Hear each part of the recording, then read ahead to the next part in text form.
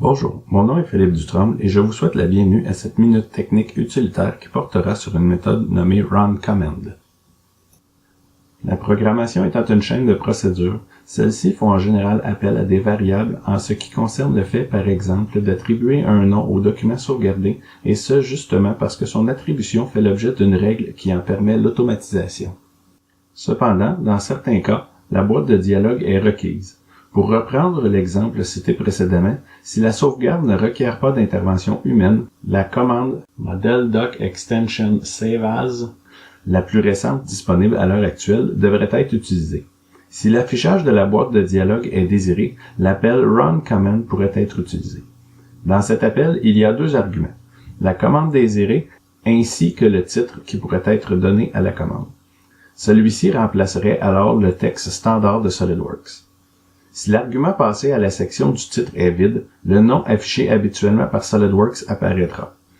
Quant à l'argument relatif au nom de la commande, il peut faire l'objet d'une attribution numérique ou textuelle débutant par swcommands avec un S, suivi d'une barre de soulignement underscore et du nom de la commande. Cette dernière méthode est recommandée car il y a plus de 3000 appels disponibles. On peut voir, en comparant ces deux programmations qui ont le même but, soit de sauvegarder le fichier à l'aide d'une boîte de dialogue, que le fait d'utiliser l'opération runCommand raccourcit de beaucoup l'écriture du code. De plus, en rapport avec la minute technique parlant des événements qui a été publiée précédemment, il est possible d'utiliser les événements de la même manière. Ainsi, il serait possible, par exemple, de démarrer une commande par simple sélection d'une entité.